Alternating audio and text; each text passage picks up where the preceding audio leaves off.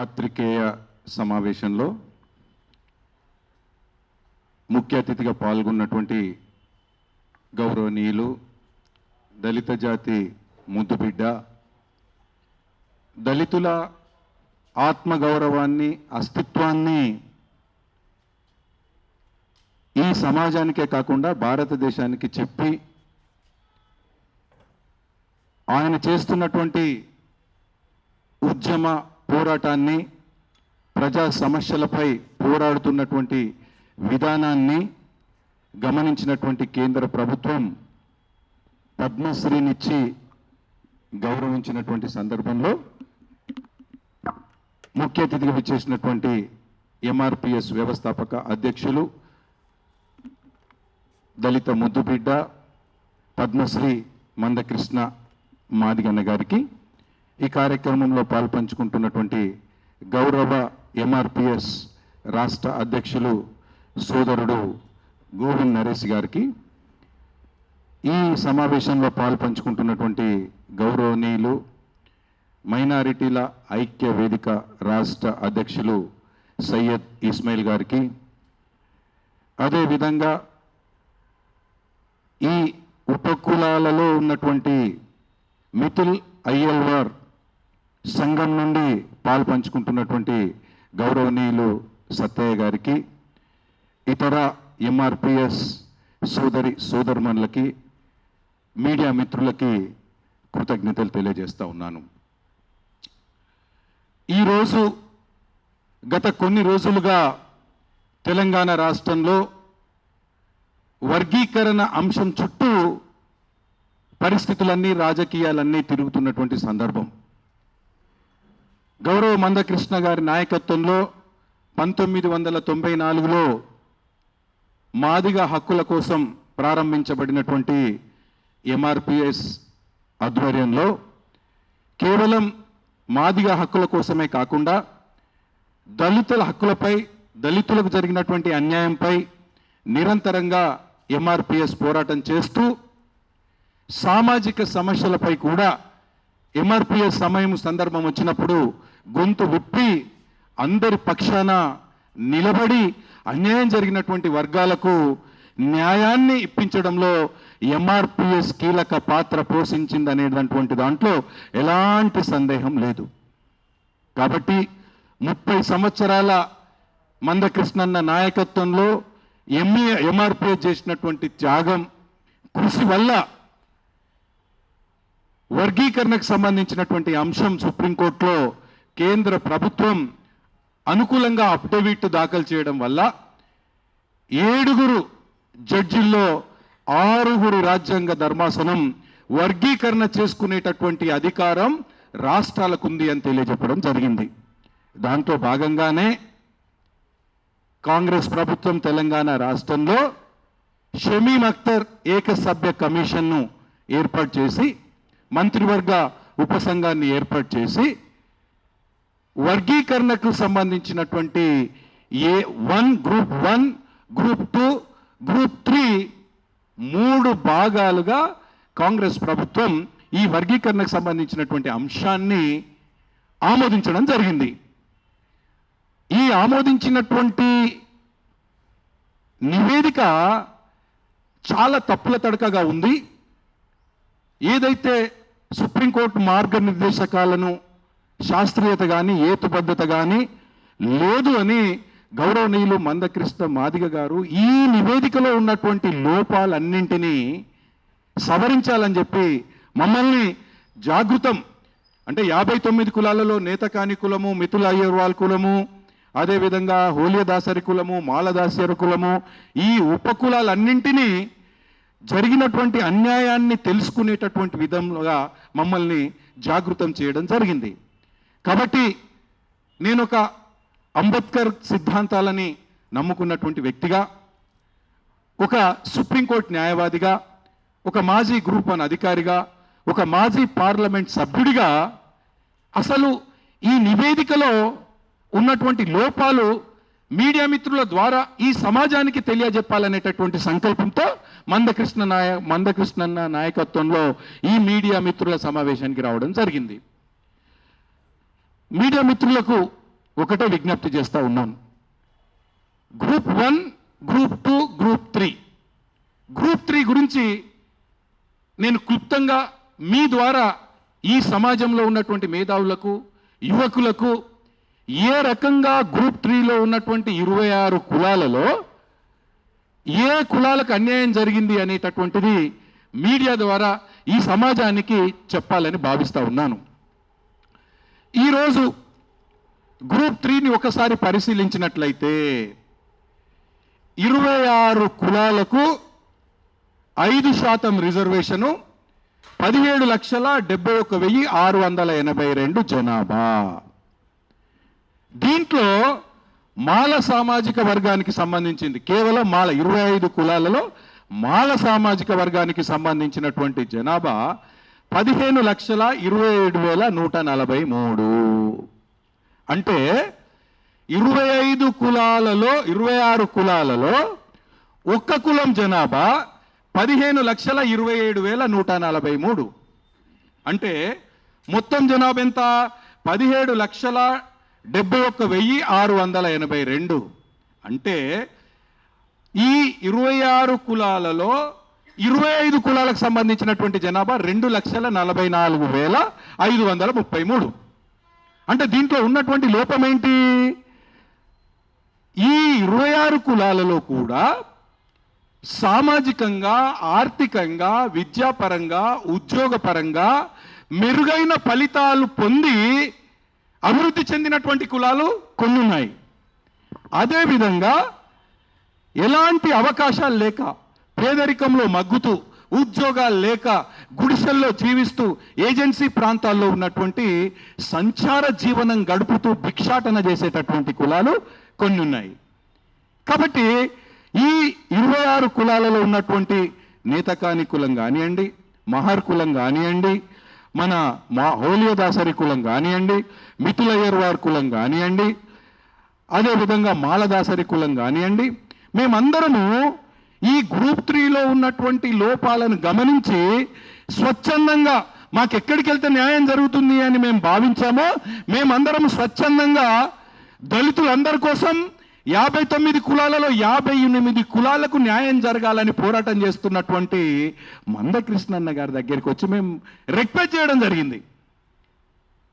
తద్వారా మందకృష్ణ గారు మాకు అంటే గ్రూప్ 3లో ఉన్నటువంటి కులాలకు అన్యాయం జరిగింది కాబట్టి నేను నిలబడతానని చెప్పేసేసి స్వచ్ఛందంగా ఎలాంటి స్వార్థం లేకుండా మా హక్కుల కోసం, మాకు జరిగినటువంటి అన్యాయం కోసం మాకు భుజం తట్టి మాకు సహకరిస్తున్నందుకు నిజంగా హోలియదాసరి కులమే కానీ, మాలదాసరి కులమే కానీ, మహర్ కులమే కానీ, నేతకాని కులమే కానీ మనస్ఫూర్తిగా కృతజ్ఞతలు తెలియజేస్తూ మరి మందకృష్ణన్న గారు ఈరోజు మాదిగ జాతికి మాత్రమే ప్రయోజనాలు జరిగేటటువంటి విధంగా ఉద్యమం చేసినట్లయితే మరి నాకు 9% వచ్చింది, నా కులాలకు బాగానే ఉన్నాయి కదా, నేను మాల ఉపకులాలకు సంబంధించినటువంటి కులాల గురించి నేనెందుకు ఉద్యమించాలి, నేనెందుకు ప్రశ్నించాలి అని చెప్పేసి ఆలోచించేవాడు. కాబట్టి అందుకే ఒక మన ఈ మిథులయ్య వాళ్ళు కానీ, మాలదాసరులు కానీ వాళ్ళు మీటింగులు పెట్టినప్పుడు మందకృష్ణ గారితో నేను కూడా వెళ్ళడం జరిగింది. వాళ్ళు ప్రేమతో మా దేవుడని కొంతమంది అంటున్నారు, ప్రేమతో అభినవ్ అంబేద్కర్ అని కొంతమంది అంటున్నారు. అది వాళ్ళ గుండెల్లో నుండి వచ్చినటువంటి మాట అనేటటువంటిది ఈ సందర్భంగా తెలియజేస్తూ ఈ గ్రూప్ 3లో జరిగినటువంటి లోపాలను, అన్యాయాన్ని సవరించాలనేటటువంటి సంకల్పంతో గౌరవ ముఖ్యమంత్రి గారిని, అదేవిధంగా మంత్రివర్గ ఉపసంఘం అధ్యక్షులు ఉత్తమ్ కుమార్ రెడ్డి గారిని, అదేవిధంగా షమీం అఖ్తర్, జస్టిస్ షమీం అఖ్తర్, ఏకసభ్య కమిషన్ చైర్మన్ షమీం అఖ్తర్ గారిని నిన్న కలిసి ఈ గ్రూప్ 3లో జరిగినటువంటి లోపాలను వారి దృష్టికి తీసుకెళ్లడం జరిగింది. నిజంగా మీడియా మిత్రులారా మీకు ఒక్కటే రిక్వెస్ట్ చేస్తున్నాను, దయచేసి ఇది సమాజానికి తెలియాలి. కాబట్టి నిన్న మేము షమీం అఖ్తర్ గారిని కలిసిన తర్వాత సీరియల్ నంబర్ 40లో మాలసాలే నేతకాని అని ఒక లైన్ ఉంది. మాలసాలే నేతకాని. ఈ మాలసాలే నేతకానిలో 1,33,072 జనాభా. ఎంత దురదృష్టం అంటే మాలసాలే అనేటటువంటి కులం తెలంగాణ రాష్ట్రంలో ఉండదు. ఈ మాలసాలే అనేటటువంటి కులం కర్ణాటకలో, మహారాష్ట్రలో ఉంటుంది. నిజంగా కమిషన్ చైర్మన్ అయినటువంటి షమీమ్ అఖ్తర్ గారికి కూడా ఈ మాలసాలే అనేటటువంటిది తెలంగాణ రాష్ట్రంలో లేదు అనేటటువంటిది తెలియదు. మరి ఏ రకంగా ఇది శాస్త్రీయమైనటువంటి రిపోర్టు? అప్పుడు నేను వివరించడం జరిగింది, సార్ మాలసాలే అనేటటువంటిది ఈ 1,33,072 నువ్వు నేతకాని అని అంటున్నావు, ఇది నేతకానికి మాత్రమే సంబంధించింది కాదు, మాలసాలే ప్లస్ నేతకాని కలిపితే 1,33,072 అని చెప్పాడు. నేను అప్పుడు చెప్పిన, సార్ ఇది తప్పు సార్, మీ ఆలోచన విధానం తప్పు. మాలసాలే అనేటటువంటిది తెలంగాణ రాష్ట్రంలో ఒక్క సర్టిఫికెట్ కూడా లేదు, ఉండదు. ఈ మాలసాలే అనేటటువంటి కులం తెలంగాణ రాష్ట్రం లేదు, కర్ణాటకలో, మహారాష్ట్రలో ఉంది అంటే అవునా అని తెల్లముఖం వేసినటువంటి సందర్భం మిత్రులారా. ఇంకా ఇంతకంటే ఎక్కువ ఈ నివేదికలో కుట్ర జరిగింది, అశాస్త్రీయంగా ఉంది, హేతుబద్ధంగా లేదు అనేటటువంటిది చెప్పడానికి ఈ సమాజానికి కానీ, మేధావులకు కానీ, యువకులకు కానీ, ప్రభుత్వానికి కానీ చెప్పడానికి ఇంతకంటే నిదర్శనం ఇంకేమన్నా ఉందా? దయచేసి సమాజం గమనించాలని చెప్పి ఈ సందర్భంగా తెలియజేస్తా ఉన్నాను.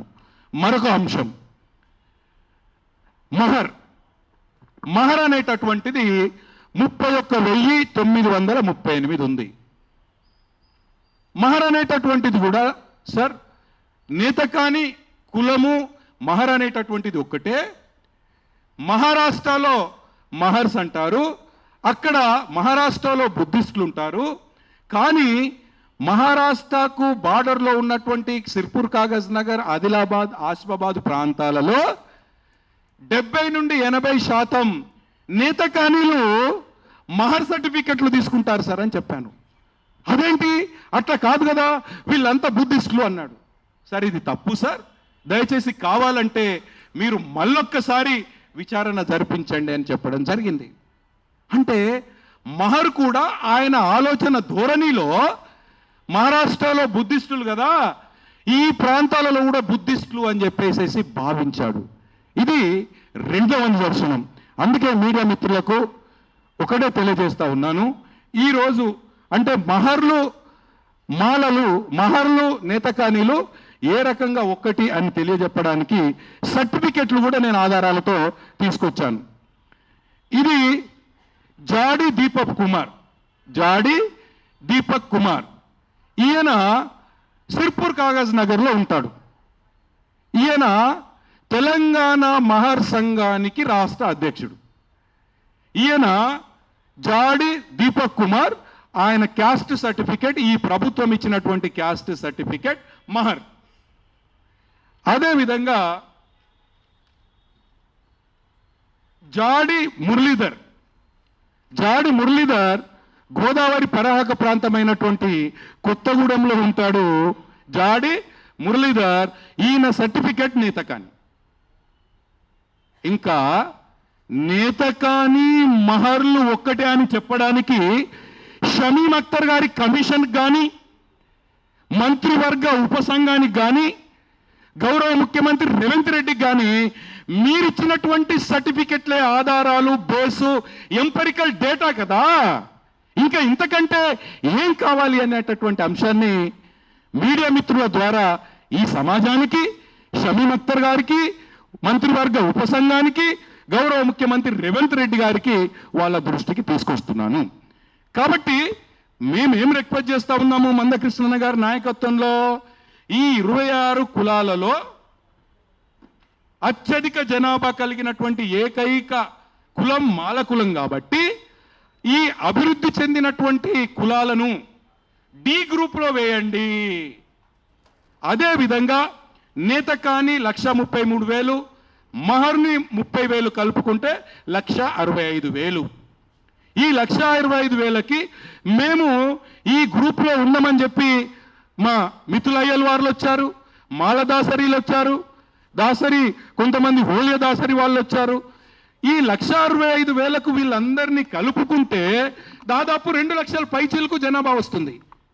మరి ఏదైతే బి గ్రూప్లో 4వ అతిపెద్ద కులమైనటువంటి బుడగ జంగాలు 1,11,000ను గ్రూప్ 1లో వేసి కొన్ని బలహీనమైనటువంటి కులాలతో గ్రూప్ 1 ఆర్ గ్రూప్ ఏ ఏర్పాటు చేసినట్టు మాకు నేతకానీలకు, మహర్లకు, మిథులయ్యవార్లకు, మాలదాసరీలకు, హోల్యదాసరీలకు మరికొన్ని బలహీనమైనటువంటి కులాలను కలుపుకొని సి గ్రూప్ ప్రత్యేకంగా ఏర్పాటు చేసి ఎవరైతే ఈ మాలా సామాజిక వర్గంతో పాటు ఆర్థికంగా, సామాజికంగా, విద్యాపరంగా, ఉద్యోగపరంగా, రాజకీయ పరంగా మెరుగైనటువంటి ప్రయోజనాలు పొంది అభివృద్ధి చెందినటువంటి కులాలన్నింటినీ డి గ్రూప్లో వేయాలని చెప్పేసి మేము రేవంత్ రెడ్డి గారికి, ఉత్తమ్ కుమార్ రెడ్డి గారికి, షమీమ్ అఖ్తర్ గారికి, గౌరవ మందకృష్ణ గారి నాయకత్వంలో మేము విజ్ఞప్తి చేయడం జరిగింది.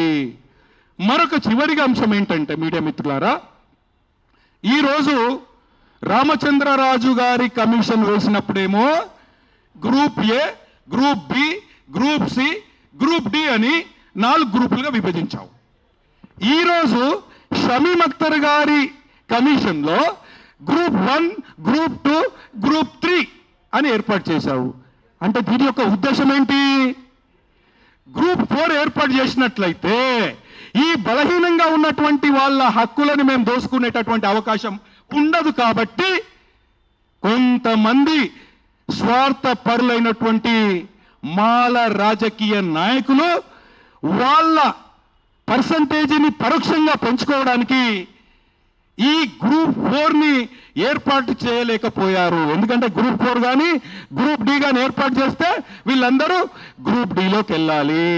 కాబట్టి దయచేసి మీడియా మిత్రులారా, ఈ గ్రూప్ 3లో బలహీనంగా ఉన్నటువంటి సామాజికంగా, ఆర్థికంగా, రాజకీయ పరంగా, విద్యాపరంగా, ఉద్యోగ పరంగా, గోదావరి పరివాహక ప్రాంతాలలో శ్రామికులుగా, కార్మికులుగా, అదేవిధంగా ఈ ఏజెన్సీ ప్రాంతాల్లో ఎలాంటి భూములపై హక్కులు లేకుండా, ఎలాంటి ప్రభుత్వ పథకాలు పొందకుండా కడు దయనీయమైనటువంటి పేదరికంలో మగ్గుతున్నటువంటి 3వ అతిపెద్ద జనాభా కలిగినటువంటి 1,33,000 ఉన్నటువంటి నేతకానికి మహర్ 30,000 కలిపి ఎవరైతే ఈ గ్రూప్ 3లో ఉండము అని చెప్పేసేసి మాతో కలిసికట్టుగా బితులయ్య వాళ్ళు, మాలదాసరి వాళ్ళు, హోలియదాసరి వాళ్ళు, మరికొంతమంది కూడా ఇప్పుడిప్పుడే బయటకు వస్తున్నారు.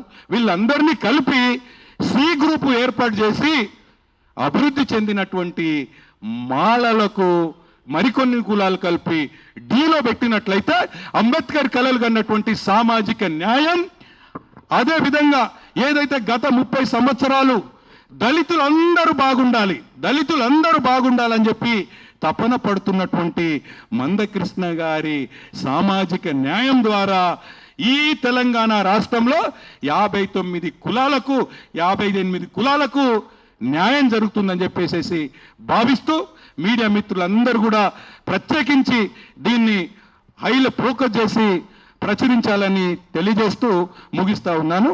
నమస్తే.